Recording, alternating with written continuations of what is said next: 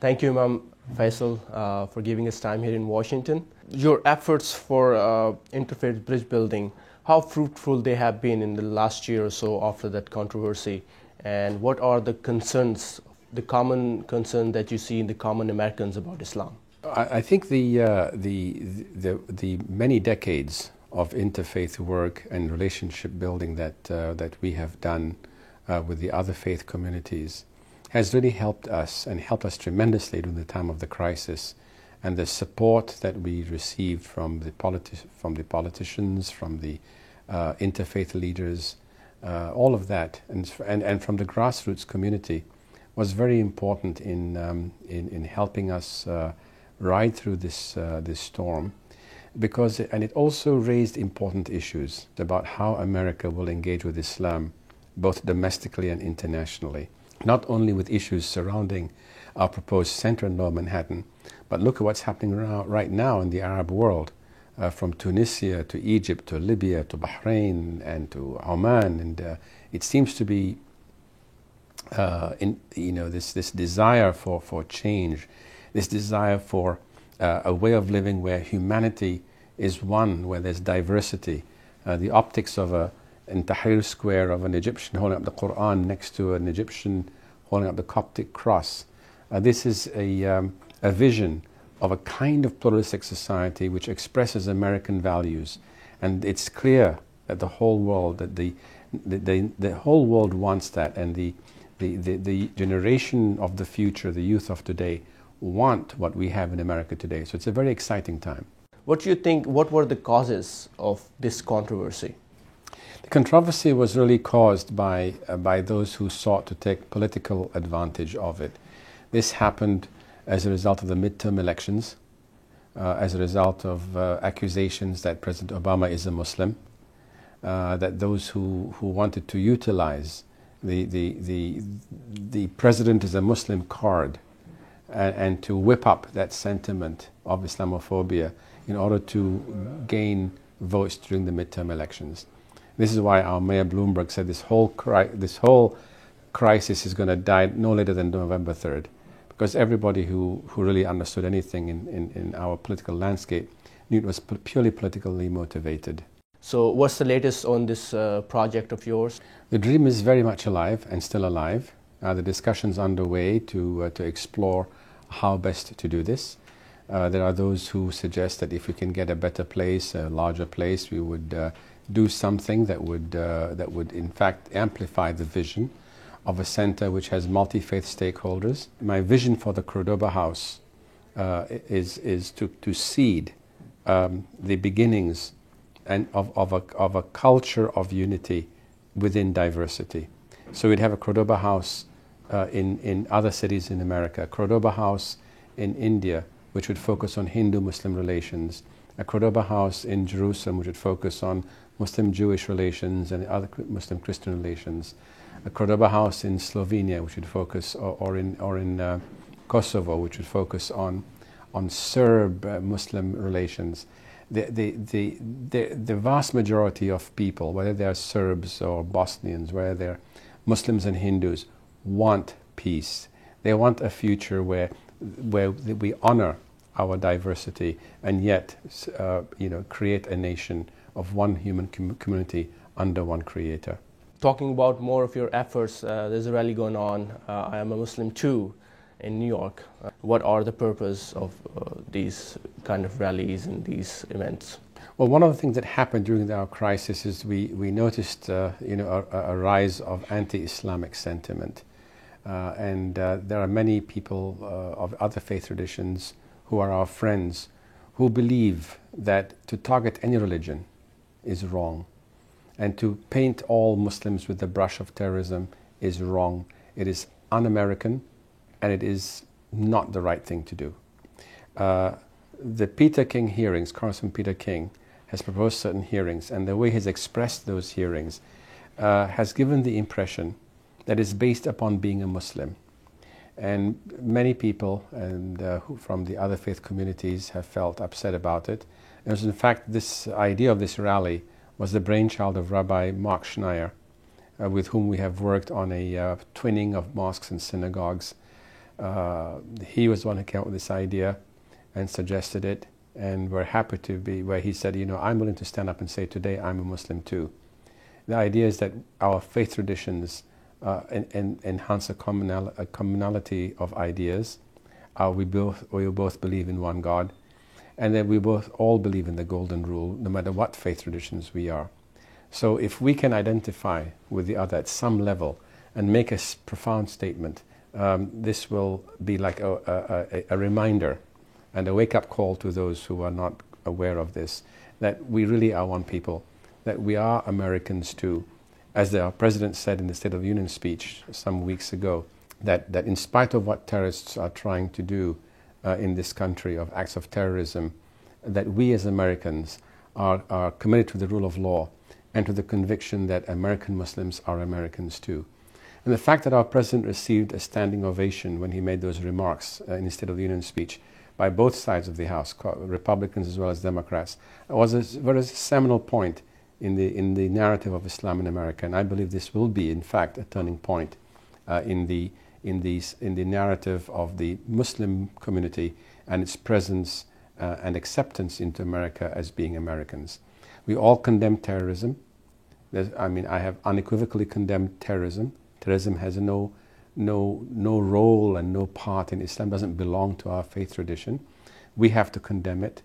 But by the same token, it is not helpful if all Muslims are painted by the brush of terrorism.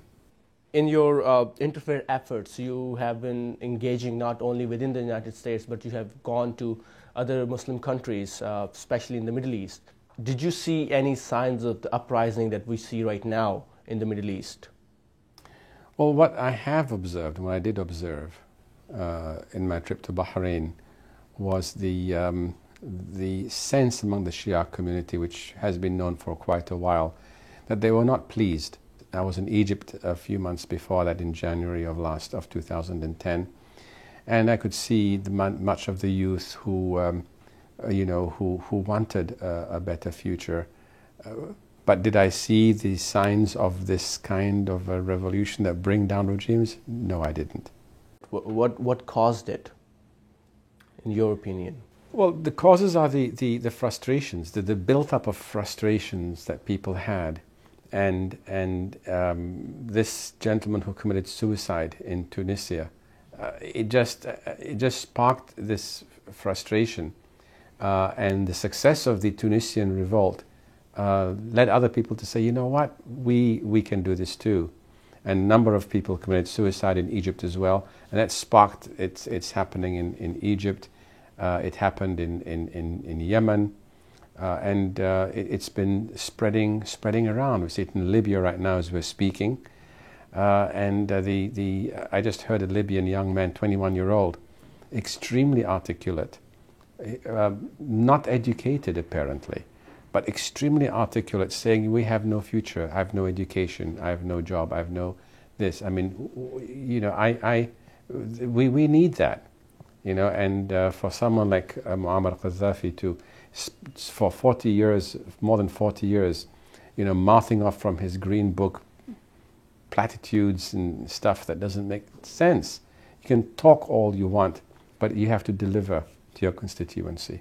These revolutions in the Muslim countries that we see right now around the world, and it's spreading, how it's going to affect Muslims in the United States? That's an excellent question. Positively, very positively. The fact that what we're seeing in Egypt, for example, is multi-religious.